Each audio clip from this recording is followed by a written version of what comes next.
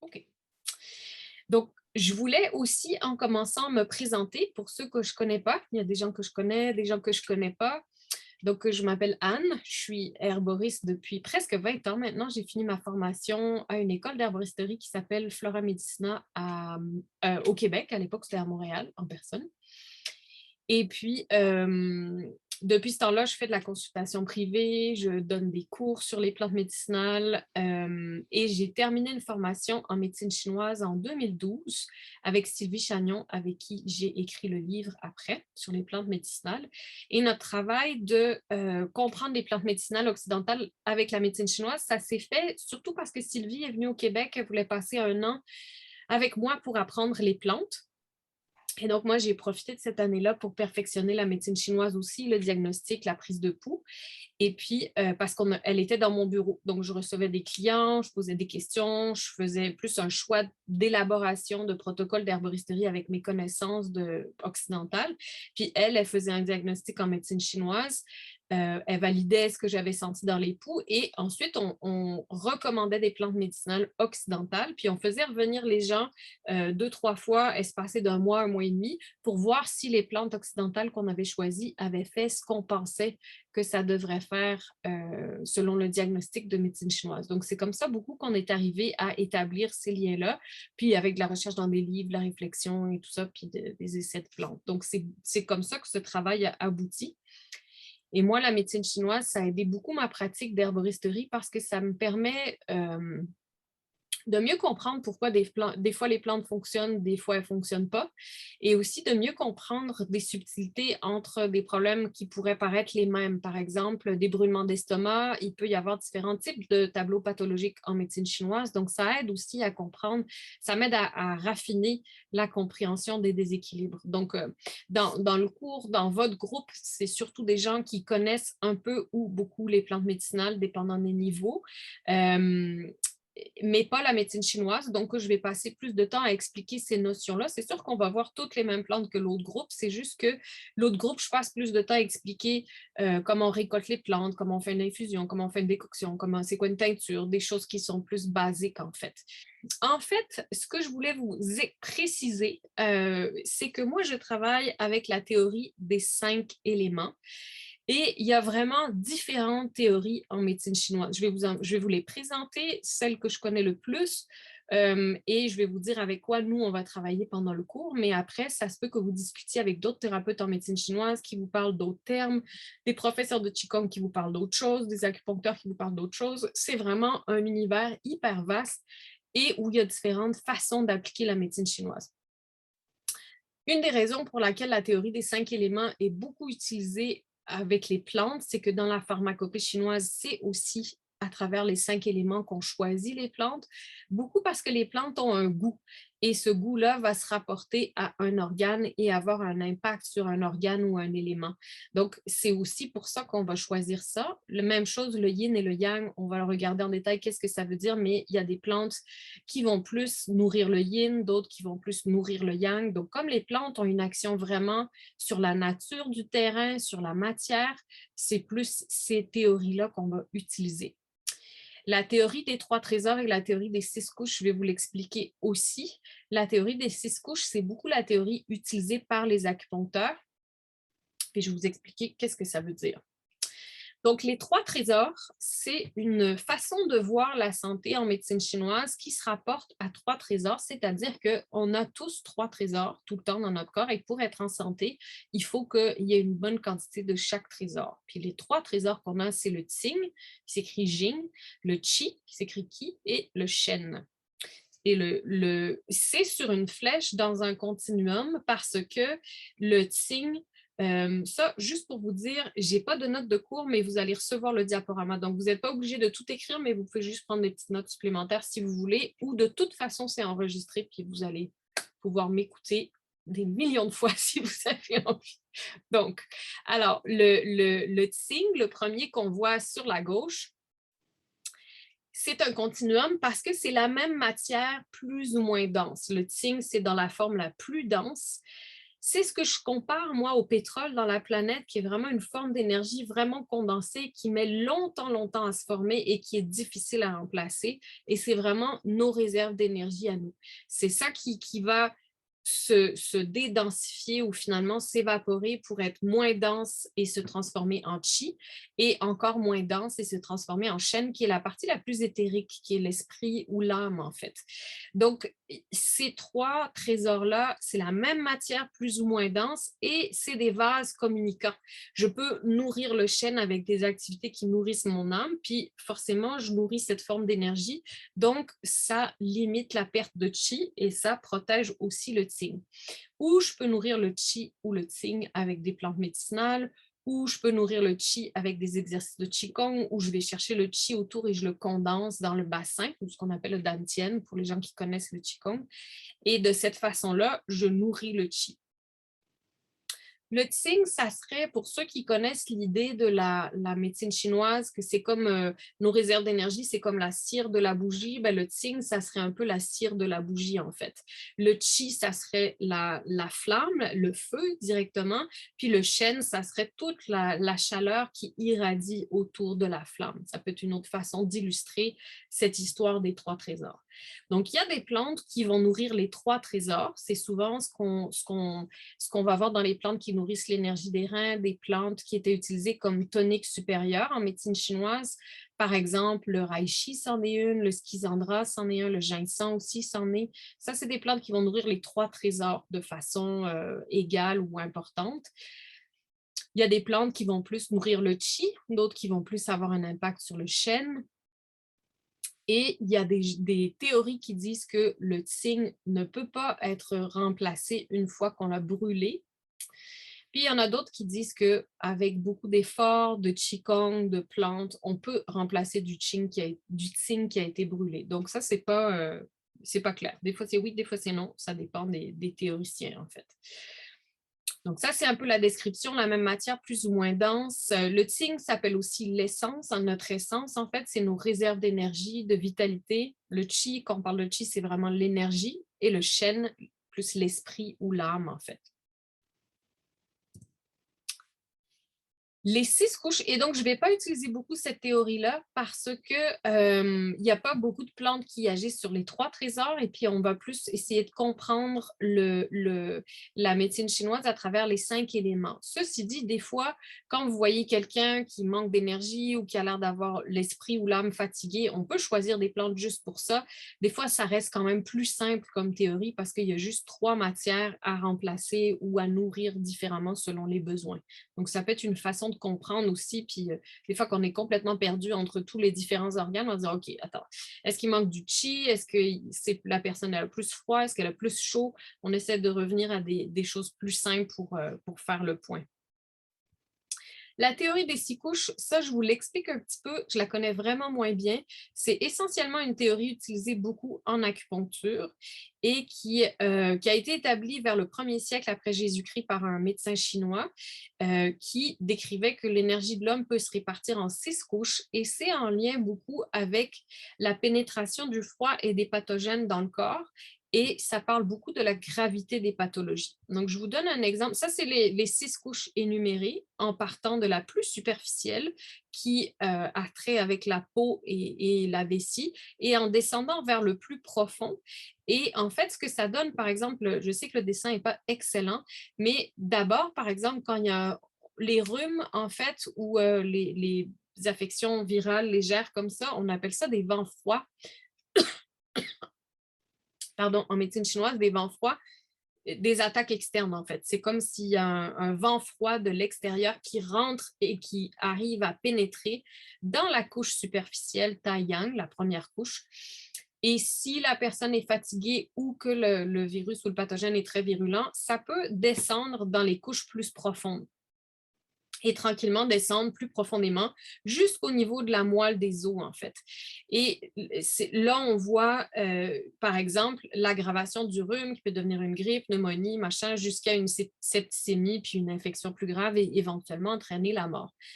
Il y a des pathologies qui vont directement se former dans des couches profondes, comme par exemple des cancers ou des fois quand le déséquilibre vient de l'intérieur. Donc, si le froid ou la chaleur vient de l'intérieur, ça peut aussi s'installer directement dans des couches plus profondes. Mais c'est forcément plus grave si c'est dans une couche plus profonde qu'une couche plus superficielle.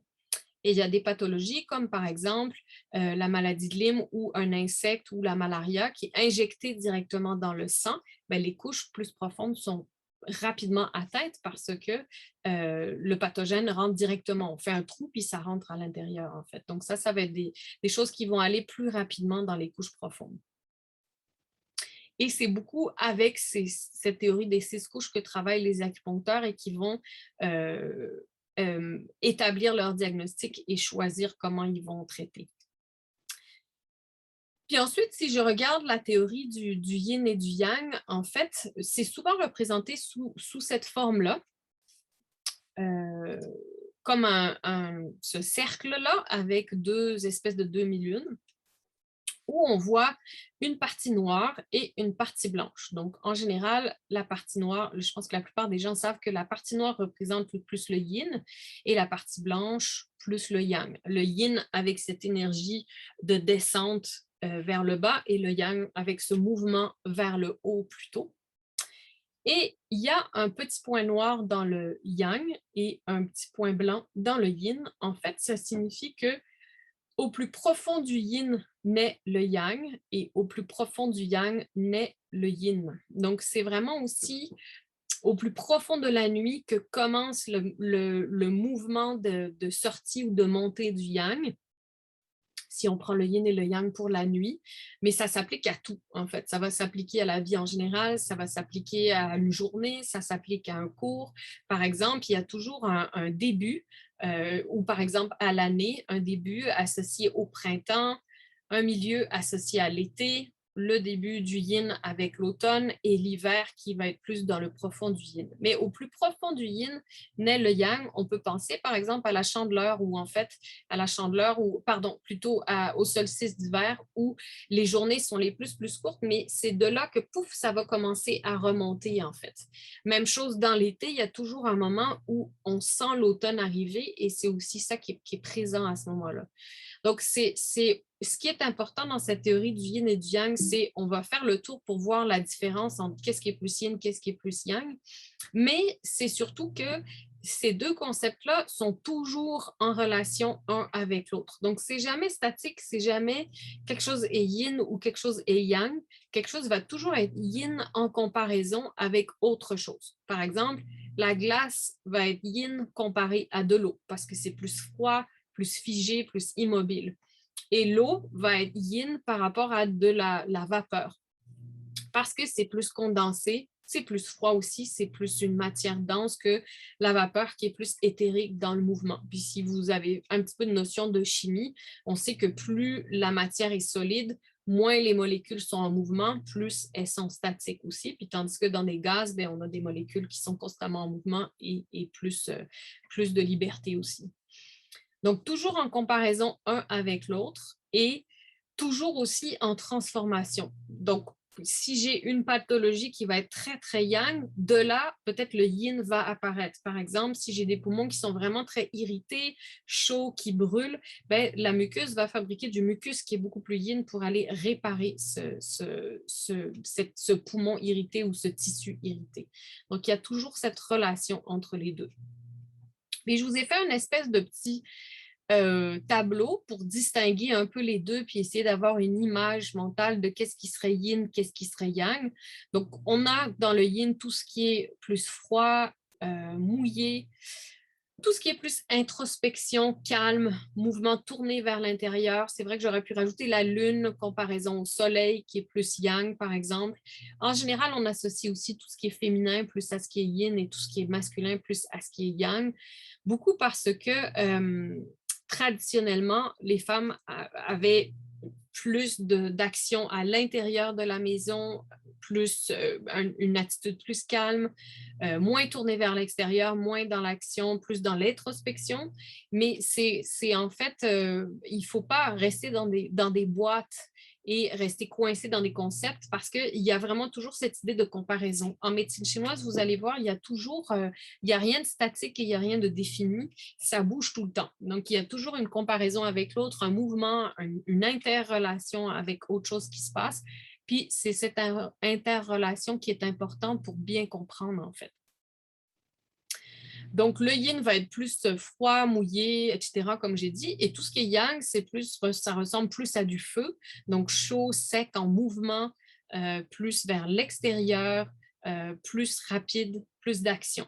Tandis que tout ce qui est lent va être tout ce qui est yin va être plus lent.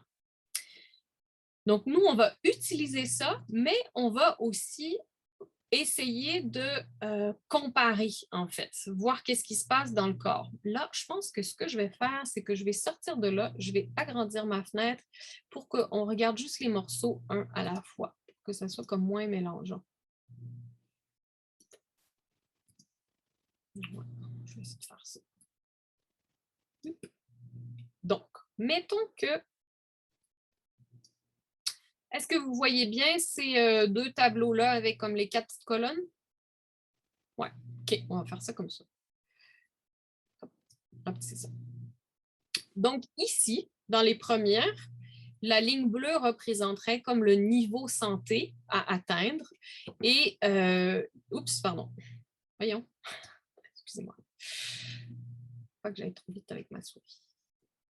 Et les deux colonnes ici, si on les regarde, la colonne noire, ça serait plus représentatif de ce qui est l'énergie yin et la colonne blanche, le yang. Je vous le présente aujourd'hui, mais on va revenir dessus plus en détail quand on va être dans l'élément eau avec les reins, parce que c'est beaucoup en lien avec les reins qu'on voit ces déséquilibres-là apparaître et des symptômes apparaître. Mais je vous le présente quand même parce que ça va vous donner une idée de ce qui se passe, puis vous allez aussi mieux comprendre quand on parle de vide de yang de la rate ou vide de yin du poumon.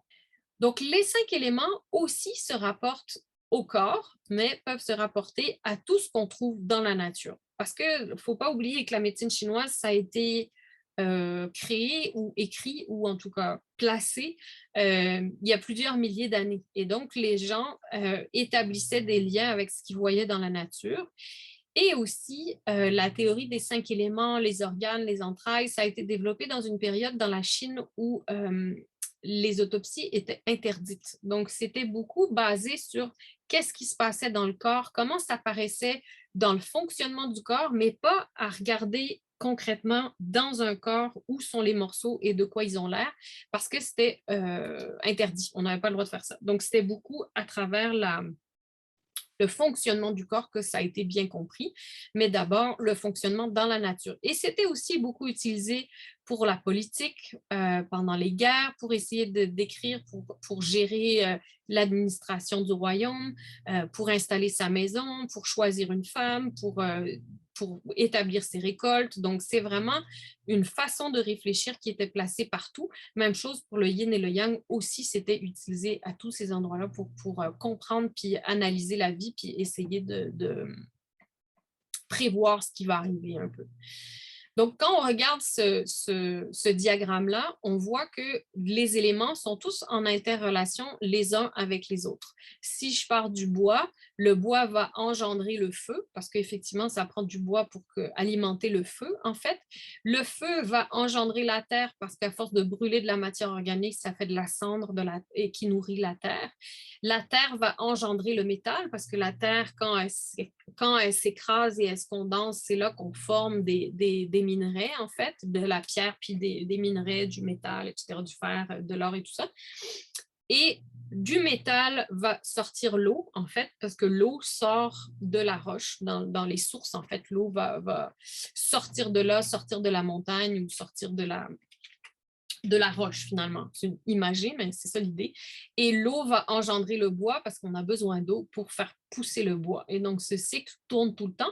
Et ce cycle se rapporte aussi aux organes et aux entrailles, où on va voir, je vais reculer sur la diapo avant, mais on va voir que, par exemple, le bois va engendrer le cœur, le foie va engendrer le cœur, la rate, les poumons, le rein. Ça tourne dans le même ordre, en fait, avec ces 5 éléments de bois, feu, terre, métal, eau. Et nous, ça va nous donner de l'information pour comprendre ce qui se passe dans le corps humain avec tout ça, en fait. je suis en train de réaliser que ce dessin-là, ben, vous allez l'avoir dans le diaporama. Donc, est-ce que ça vous aiderait de l'avoir tout seul? Parce que je l'ai tout seul, en fait. Je pense que je vais le rajouter tout seul. Comme ça, si vous voulez l'imprimer en gros puis rajouter de l'information dessus, je vais vous le mettre tout seul. Parce que je vais souvent revenir à ce diagramme-là pour illustrer qu'est-ce qui se passe dans le corps de quelqu'un. Comment ça se fait que, mettons, les poumons sont fatigués, ou etc. Donc, je vais le rajouter dans les documents sur le site Internet. Donc, je vais reculer. Voilà, donc il y avait ça, les 5 éléments qui interagissent entre eux. Puis ensuite, chaque élément a son organe et son entraille. On dit l'organe yin et l'entraille yang. L'organe yin parce qu'il est plein et l'entraille yang parce que c'est des entrailles creuses et c'est aussi des entrailles qui ont un mouvement vers l'extérieur. L'estomac va pousser des aliments vers l'extérieur de l'estomac, vers l'intestin grêle. Le gros intestin va pousser des aliments vers la sortie, la vessie va pousser l'urine vers la sortie. Donc, il y a toujours un mouvement plus dans l'action et vers l'extérieur du côté des entrailles et c'est aussi un contenant vide. Tandis que les organes, ça va être un organe plein, à part le cœur, mais il y a plein de sang et le cœur est un petit peu différent parce qu'il y a aussi ce mouvement vers l'extérieur, mais les autres vont plus être dans le côté dense et dans le côté accumulé de l'énergie.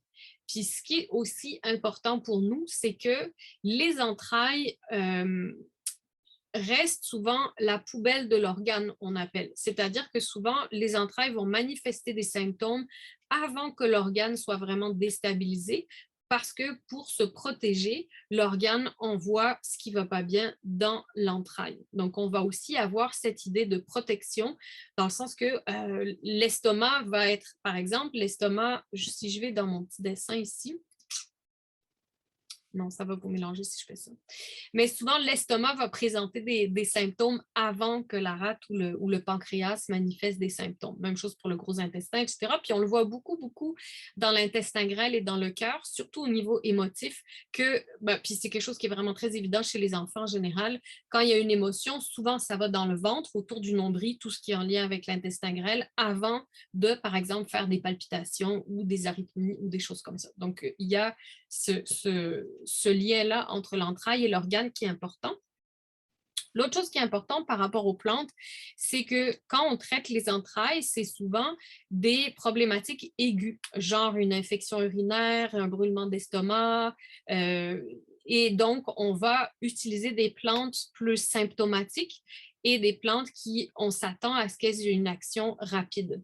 Tandis que quand je traite une problématique en lien avec un organe, souvent, ça va être plus un problème chronique et donc, je vais avoir une autre approche, c'est-à-dire que, et surtout d'autres attentes, je vais avoir l'attente qu'il y ait une amélioration en quelques semaines plutôt que 24-48 heures et aussi, je vais utiliser un autre genre de dosage et de préparation, en fait.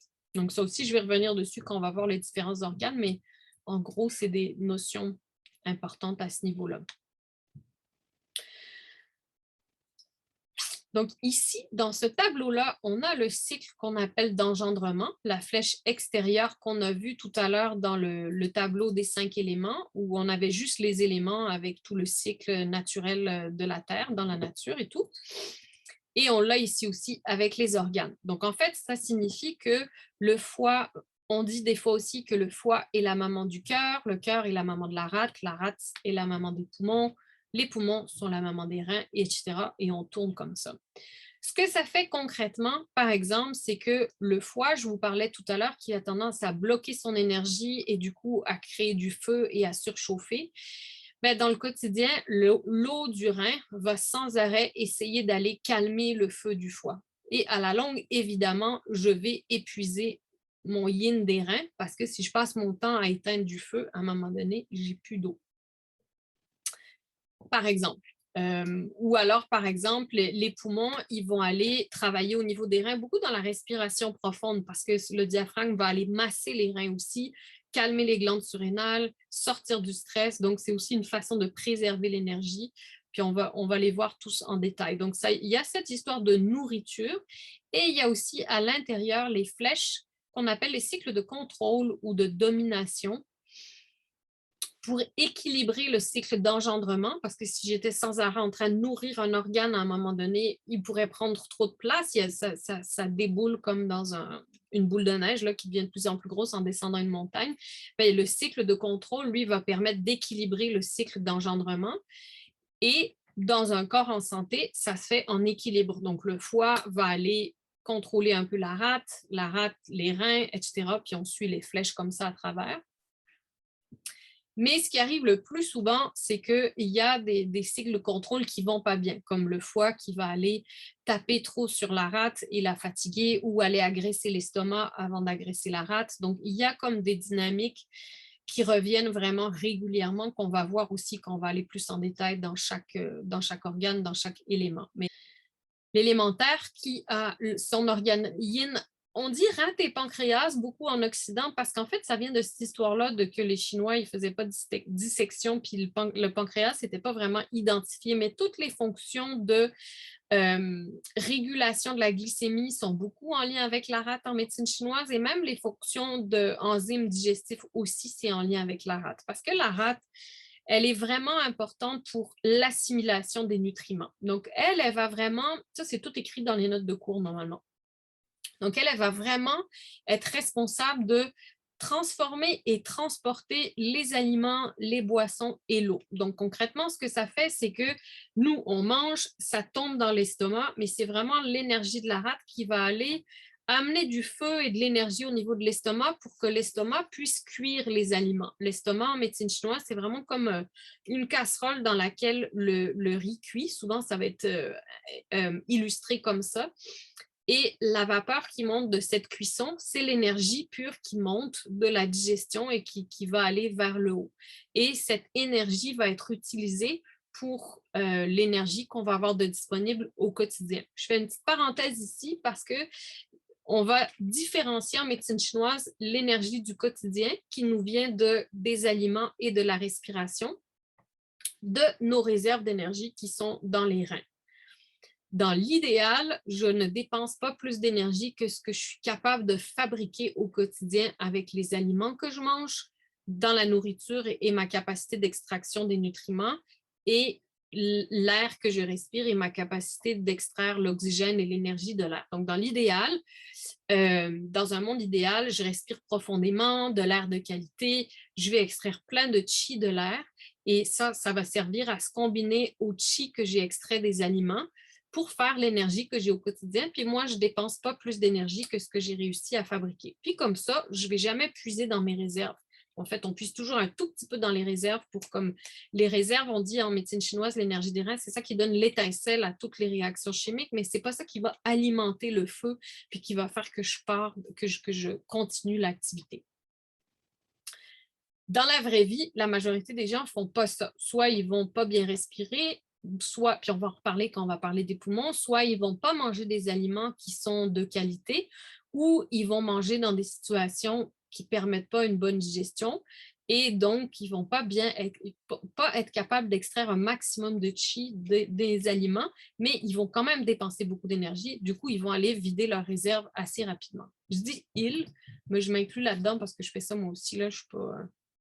j'ai pas maîtrisé le truc encore. Donc, la rate, elle va transformer et transporter les aliments. Donc, ça va beaucoup être en lien avec l'alimentation. Puis quand elle va pas bien, on va le voir aussi. On peut le voir dans la digestion, dans le sens qu'il peut y avoir des ballonnements, il peut y avoir des morceaux d'aliments pas digérés dans les selles, parce que la digestion se fait pas bien.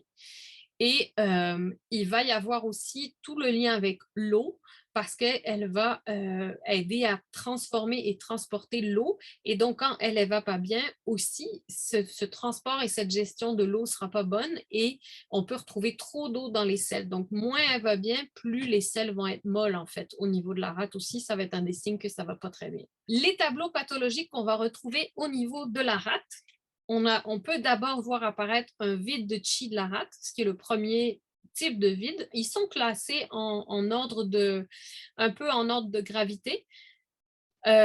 dans le sens que le premier à apparaître, c'est le vide de chi de la rate. Puis si ça s'aggrave, ça peut se dégrader en vide de yang de la rate. Puis comme je disais tout à l'heure, la rate, elle ne se vide pas de son yin parce qu'elle est constamment en lien avec des nutriments, de l'eau et elle gère de l'humidité. Donc, ce n'est pas un organe qui va se vider de son yin. Elle a plutôt tendance à accumuler de l'humidité quand elle ne va pas bien. Donc, les choix, ça va être vide de chi de la rate, vide de yang de la rate, ou si ça continue de ne pas bien aller, effondrement de la rate. Donc là, elle est vraiment comme écrasée à terre, comme on dit au Québec. Et effondrement de la rate, c'est là qu'on va voir apparaître les ptoses d'organes, les descentes d'organes, où elle a plus cette capacité de tenir les organes vers le haut. C'est là qu'on voit descente d'utérus, descente de vessie, puis ces problèmes-là.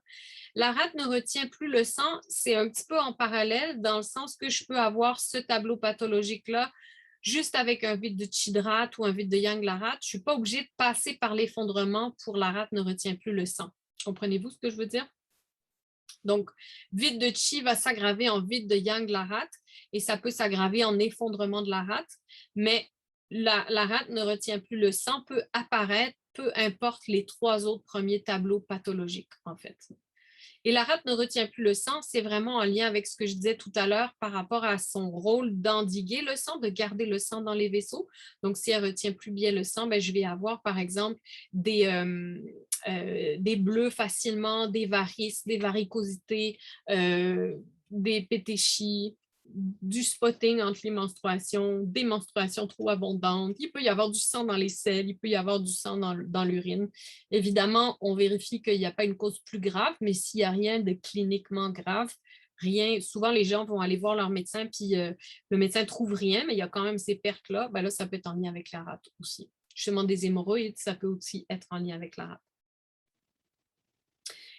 Et des tableaux de plénitude, et c'est là que la rate va accumuler ce qu'on appelle l'humidité. L'humidité, c'est un pervers, comme on l'avait vu tout à l'heure, c'était cette boîte bleue qu'on voyait par-dessus le yin et le yang dans l'autre document sur les différentes théories en médecine chinoise. Donc, l'humidité, c'est une espèce de matière. Je pense que ce que je vais faire, c'est...